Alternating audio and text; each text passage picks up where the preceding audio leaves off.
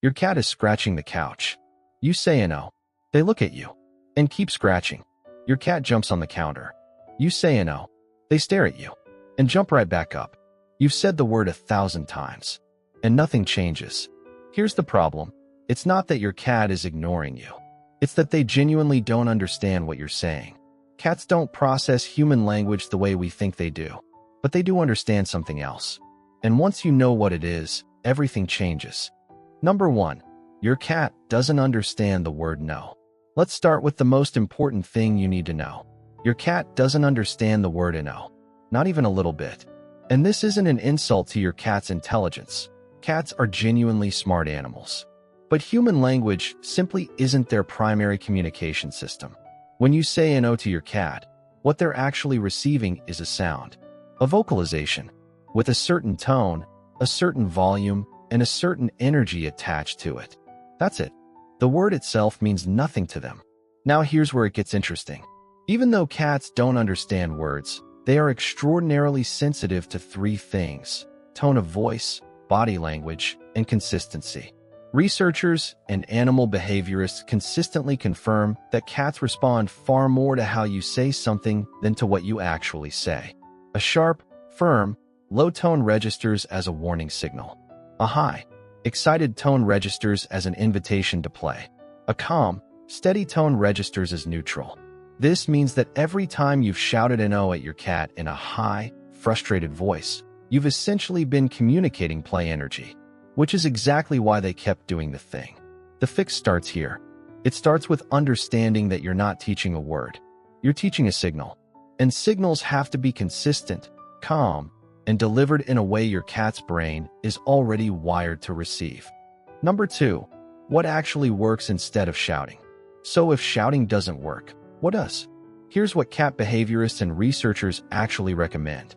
The first thing that works is a short, sharp, low sound delivered in the exact moment of the behavior. Not after, not 5 seconds later. Right then. The timing has to be immediate because cats cannot connect a correction to something they did even a few seconds ago. If you say no 30 seconds after your cat scratched the couch, they have no idea what you're referring to. They're already on to the next thing. The correction has to land in the moment. The second thing that works is your body language. Cats are masters at reading posture and physical presence. When you want to communicate, stop, stand up straight, face them directly, make calm but deliberate eye contact, and move toward them with intention. That physical signal is far more powerful to a cat than any word you could ever say. The third thing that works is redirection. Immediately after the firm signal, give your cat something else to do. Something acceptable. Scratch the couch? Make the firm sound. Then move them to the scratching post and reward them when they use it. Jump on the counter? Make the firm sound. Put them on the floor and immediately redirect their attention to a toy or treat at floor level. The correction alone will never be enough. The correction plus the redirect is what actually teaches. Number 3, the hiss method and why it works. Here's one that surprises a lot of people. One of the most effective ways to communicate an O to a cat is to use a sound that cats already have built-in programming to respond to. A short, sharp hiss. Not an aggressive, frightening hiss.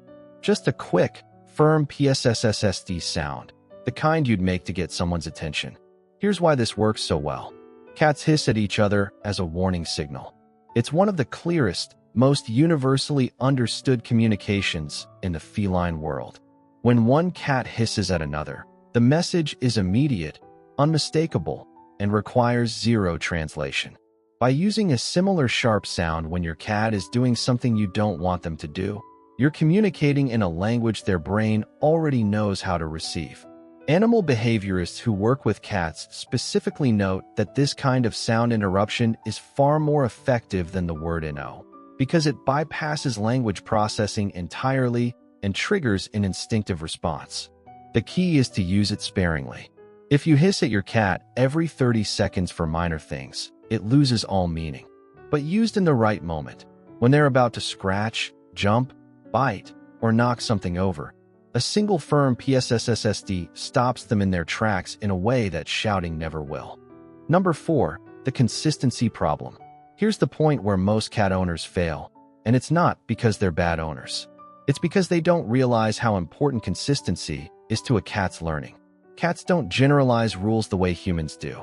If you tell your cat no for jumping on the counter on Monday, then ignore it on Tuesday because you're busy, then say no again on Wednesday, your cat doesn't learn the rule. What they learn is that the counter is sometimes okay and sometimes not okay.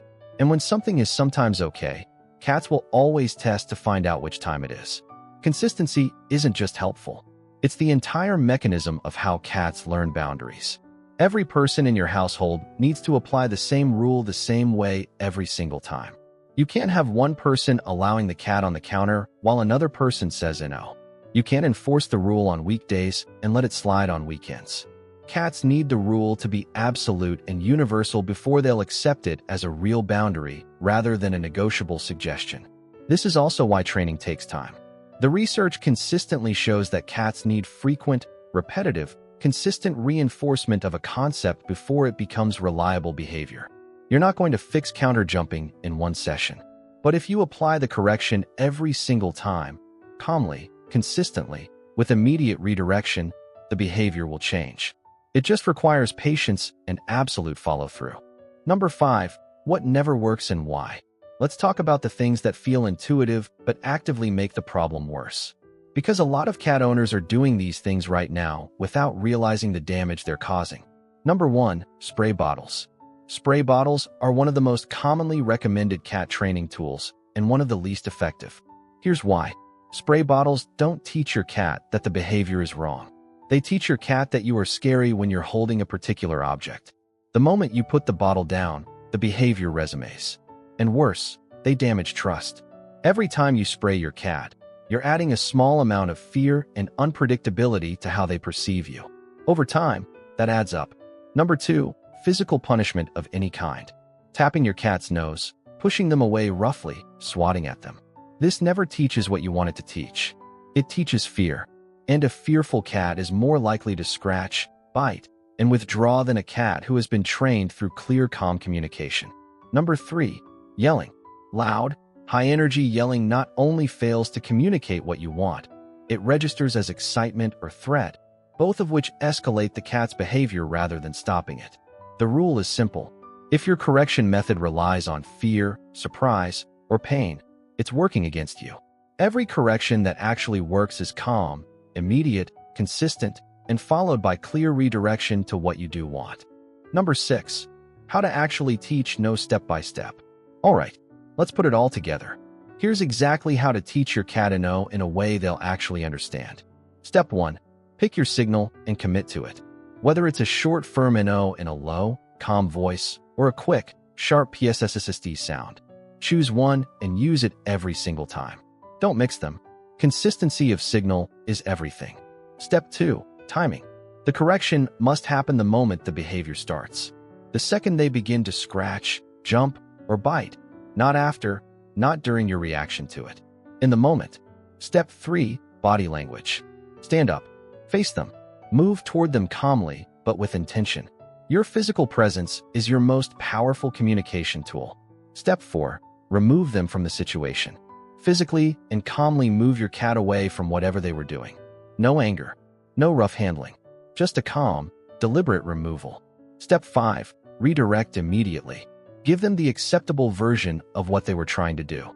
Scratching post instead of a couch. Play with a toy instead of your hands. Approve the surface instead of the counter.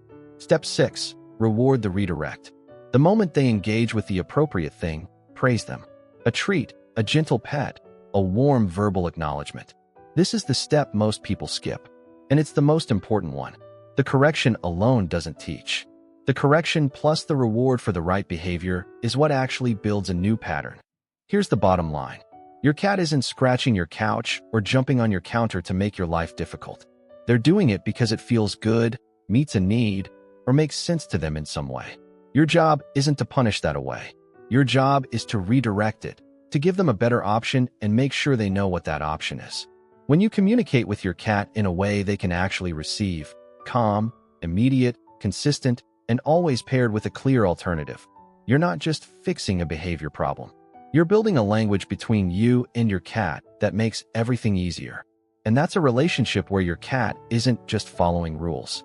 They're actually understanding what you need from them, which is all either of you ever wanted.